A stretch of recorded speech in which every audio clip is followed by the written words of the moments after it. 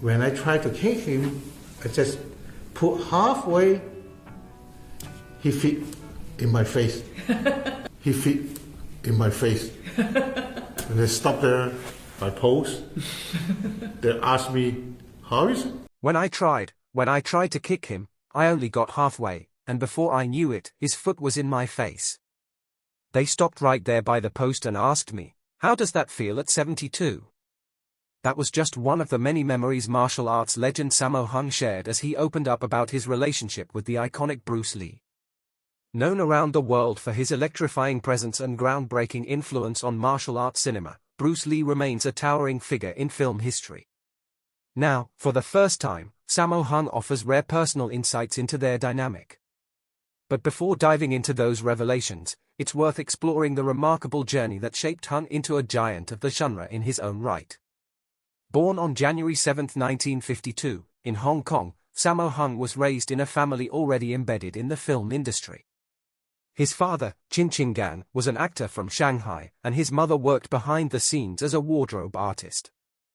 Due to their busy schedules, Hung spent much of his early childhood with his grandparents, figures of significant influence in Hong Kong's cinematic world. His grandmother, Chin Tang, appeared in over 80 films, and his grandfather, Hung Chung-ho, was a film director active from the 1930s to the 1950s. Surrounded by creativity and cinematic tradition, Hung's passion for the industry was ignited early. At just 9 years old, Hung enrolled in the prestigious China Drama Academy, a Peking opera school in Hong Kong. There, he trained under Master Yu Jim Yuan, developing expertise in martial arts, acrobatics, and performance. He became part of the famed troupe known as the Seven Little Fortunes, which also included future stars like Jackie Chan and Yuan Bao. During this time, he adopted the stage name Yuan Lung, in line with the custom of taking on the master's surname. Hung's on-screen journey began soon after, with early appearances in films such as Education of Love, 1961, and Big and Little Wong Tin Ba, 1962, in which he acted alongside a young Jackie Chan. At just 14, he joined the Shaw Brothers studio, assisting famed action director Han Ningji on Come Drink With Me, 1966. His true breakout moment arrived in 1973 when he appeared as a sparring partner in Bruce Lee's Enter the Dragon. This role introduced him to international audiences and opened the door to a thriving career in martial arts cinema. Throughout the late 1970s and 1980s, Hung rose to prominence with a distinctive blend of action and humor. His directorial debut, The Iron-Fisted Monk, 1977, demonstrated both his flair for fight choreography and his storytelling abilities. Films like Encounters of the Spooky Kind, 1980, The Prodigal Son, 1981, and Magnificent Butcher, 1979, established him as a leading figure in Hong Kong cinema. His collaborations with Jackie Chan and Yuan Bao in classics such as Project A, 1983, and Wheels on Meals, 1984, brought fast-paced action and clever comedy together in unforgettable ways, creating iconic moments that helped define a generation of martial arts films. Beyond his work in front of a camera, Hung made lasting contributions as a director and producer. He helped shape the genre's evolution, founding companies like Garbo Motion Picture Company and Boho Films, which delivered some of the era's biggest hits. His intricate choreography, emotional storytelling, and commitment to innovation earned him a revered place in cinematic history. However, Hung's career was not without setbacks. As a teenager, he suffered a severe leg injury while training at the China Drama Academy. Although the exact details remain unclear, the injury confined him to bed for a long period. His master, Yu Jim Yuan, insisted he continue performing even with a limp. During his recovery, Hung put on significant weight, a result of inactivity and a coinciding growth spurt. This physical change shaped the types of roles he was offered, often casting him as comedic or villainous characters due to his larger build. Still, he bounced back quickly, returning to work as a stuntman and fight director. Hung later reflected on this challenging period with gratitude, acknowledging the discipline and resilience it taught him. These experiences were portrayed in the semi-autobiographical 1988 film Painted Faces, which offered a gritty look at the harsh realities of Peking opera training. His nickname, Three Hairs, came from a Chinese comic book hero and symbolized his tough, heavy-set image. Despite early triumphs, the late 1980s brought new challenges. While Hung enjoyed success with films like Dragons Forever, 1988, Jackie Chan's soaring international fame began to eclipse his own. As Chan's global stardom grew, Hung's films began to falter at the box office. Titles such as Pantyhose Hero, 1990, and Slickers vs. Killers, 1991, failed both critically and commercially, straining his long-standing friendship with Chan and causing a dip in his own popularity. In addition to waning public attention, Hung faced financial setbacks as a producer. Despite founding Boho Films to continue creating opportunities, many of his projects ran over budget or underperformed. The cancellation of funding for Into the Fire, 1991, marked the end of his collaboration with Golden Harvest, the studio that had once been instrumental in his rise. Yet through all these highs and lows, Sammo Hung's legacy remains profound. His ability to adapt, innovate, and endure through decades of change has secured his place as a cornerstone of martial arts cinema. And his stories about Bruce Lee only deepen the appreciation for a life fully devoted to the art of movement, discipline, and storytelling. Reflecting newer trends in martial arts cinema, however, this transition was not easy. Hung found himself competing with a new generation of filmmakers who were reshaping the genre and challenging the styles of established veterans like himself. Despite these challenges, Hung experienced a resurgence in popularity in the late 1990s with his role in the American television series Martial Law, which aired from 1998 to 2000.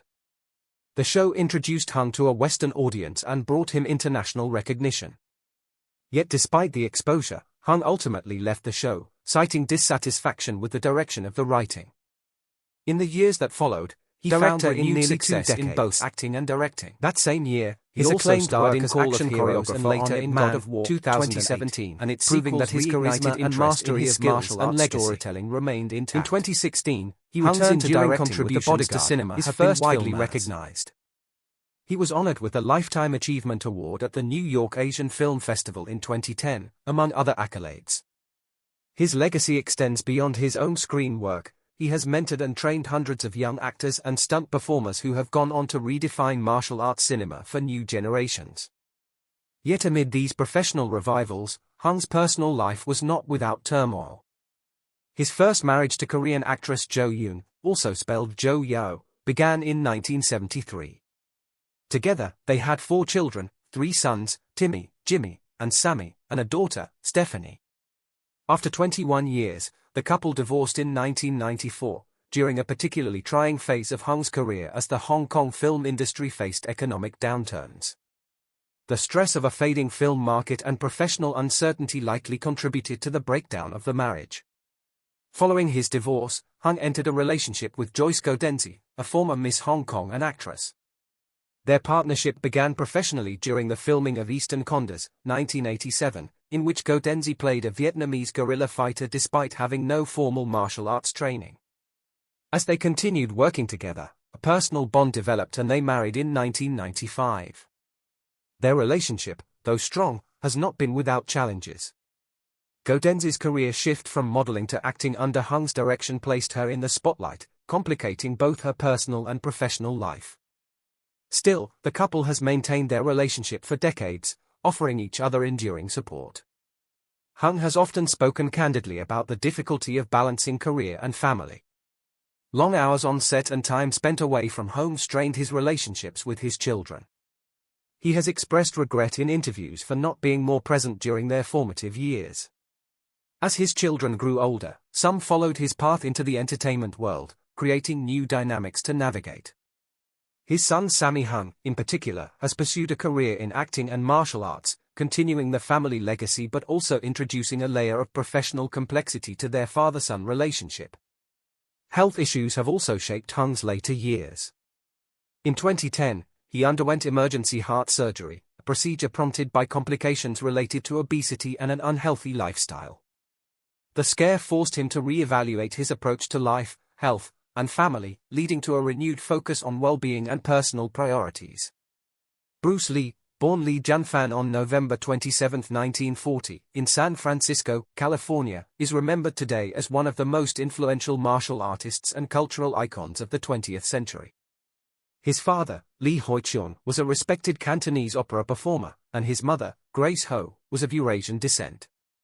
His birth during the Hour of the Dragon contributed to the nickname he would later adopt, the Little Dragon. Shortly after his birth, Lee's family returned to Hong Kong, where he spent his childhood immersed in the world of performance. With his father deeply involved in theatre, Bruce was exposed to film from an early age. At just 3 months old, he appeared on screen as a baby in Golden Gate Girl, 1941, marking the beginning of his journey in show business. Between 1946 and 1958, he acted in nearly 20 films, establishing himself as a familiar child actor in Hong Kong. His first lead role came in The Kid, 1950, a film in which he starred alongside his father. Despite early fame, Bruce Lee's childhood was marked by difficulty. Being of mixed heritage, he struggled with issues of identity and belonging. He was often teased for his appearance and background, which created a sense of alienation. These experiences instilled in him a fierce determination to define himself on his own terms through martial arts and performance. During his teenage years, Lee became the target of bullying by British students at school. His slight build and ethnic background made him an easy victim. In response, he joined a street gang for protection, a decision that led him into frequent confrontations and fights.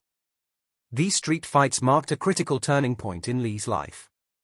Though initially driven by self-defense and rebellion, they eventually pushed him toward the structured discipline of martial arts, a path that would forever shape his destiny. During his teenage years, Bruce Lee's competitive spirit and rebellious nature often got him into trouble.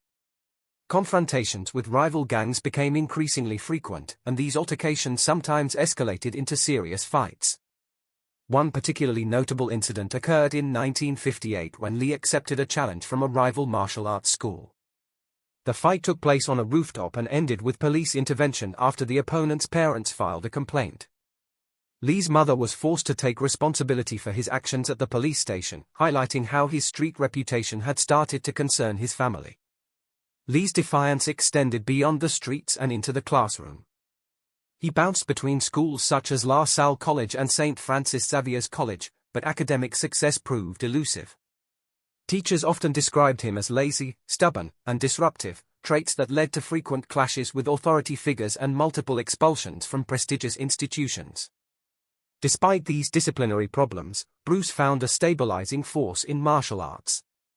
At the age of 13, he began studying Wing Chun Kung Fu under the renowned master Yip Man. The style, known for its close-range combat and efficient, powerful strikes, was well suited to Bruce's compact frame.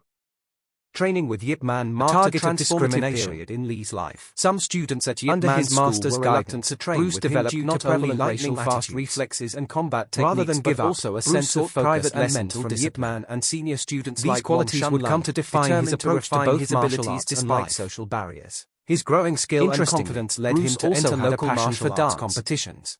At age 18, while his involvement in street fights remained a common part of youth culture, a testament to his remarkable sense of rhythm and coordination, built a reputation that would later enhance his martial arts even against multiple opponents. His father, Lee Ho-chung, his mixed heritage, being both Chinese and European, often made and pushed him toward performance from a young age. This upbringing in a show business family created both opportunities and pressure for the young martial artist. As Bruce's behavior continued to attract concern, from school troubles to frequent street altercations, his parents made a life-altering decision. In April 1959, to distance him from gang violence and legal trouble, they sent him to the United States to live with family friends in San Francisco. The move was presented as a defining test of character. He would either sink or swim. This decision marked the beginning of a new chapter in Bruce Lee's life. After arriving in America, Bruce supported himself by working as a waiter while continuing his education. He eventually moved to Seattle, Washington, where he completed high school at Edison Technical School and later enrolled at the University of Washington to study philosophy. During this time, he began teaching Wing Chun informally to interested students. His skills quickly earned him a reputation as a formidable martial artist within the local community. By 1964, Bruce took a major step forward by opening his first official martial arts school, the Jun Fan Gun Fu Institute in Seattle. This was a turning point in his career, marking his transition from student to teacher. His approach to martial arts emphasized real-world application over rigid tradition. He encouraged his students to adapt techniques to their own needs and stressed that martial arts should evolve with time. This philosophy would later crystallize into Jeet Kune Do, the way of the intercepting fist, a style that rejected strict forms in favor of flexibility, efficiency, and personal expression. As Bruce's reputation grew, so did his following. He opened a second school in Oakland, California, and began teaching high-profile students, including celebrities like Steve McQueen and James Coburn. These connections would eventually pave the way for his entry into Hollywood. Bruce's martial arts philosophy was revolutionary. He integrated techniques from boxing, fencing, and other disciplines, forming a comprehensive hybrid combat system. He believed that no single style held all the answers, and martial artists should be free to borrow and adapt techniques as needed. One of the most pivotal moments in Bruce's early American career came at the 1964 Long Beach International Karate Championships. There, he amazed audiences with demonstrations of his skills, including his legendary one-inch punch and two-finger push-ups. These performances left a lasting impression and cemented his status as a martial arts innovator. However, the event also stirred controversy within the traditional Chinese martial arts community. Many disapproved of Bruce teaching martial arts to non-Chinese students, which was seen as a violation of cultural norms. This tension culminated in a controversial challenge match with Wong Jack Man, another martial artist trained in traditional styles. The fight, intended to settle disputes about Bruce's right to teach outside the Chinese community, remains the subject of debate. Some accounts claim it lasted over 20 minutes, others insist it was a swift 3-minute bout. Regardless of the length, Bruce emerged victorious. The outcome reinforced his belief that traditional martial arts needed to evolve beyond rigid structures if they were to remain effective and relevant. As Bruce Lee's influence in the film industry expanded, he made the critical decision to close his Chinatown Kung Fu school, not because of his growing film commitments, as often assumed, but to preserve the philosophical purity of Jeet Kune Do. He feared that formalizing his martial arts philosophy into a traditional system would constrain its fluid and evolving nature. Even after closing the school, Lee continued to teach privately, urging his students not to commercialize or rigidly structure Jeet Kune Do. He emphasized personal exploration and encouraged martial artists to forge their own paths rather than follow rigid frameworks. Despite his rising fame, Lee encountered significant cultural and racial barriers in Hollywood. Stereotypical casting limited the types of roles available to Asian actors, and Lee's ambition to lead major productions was frequently met with resistance. One particularly disheartening moment came when the lead role in the TV series Kung Fu, a concept he had influenced, was given to David Carradine instead of him. In response, Lee sought creative control over his work and, in 1971, co-founded Concord Productions Incorporated with producer Raymond Chow, who held the majority stake. Through this company, Lee aimed to bring his unique vision to life and assert his influence in both martial arts and cinema. Concord Productions played a crucial role in Lee's cinematic legacy. He served as producer, writer, director, and lead actor in The Way of the Dragon, 1972, which featured the iconic showdown between Lee and Chuck Norris in Rome's Colosseum. This film marked a turning point, showcasing Lee's innovative approach to fight choreography and cementing his status as a global martial arts icon. With creative freedom, he was able to shape every aspect of the production, ensuring his martial arts philosophy was faithfully represented. Following the success of The Way of the Dragon, Lee began working on Game of Death.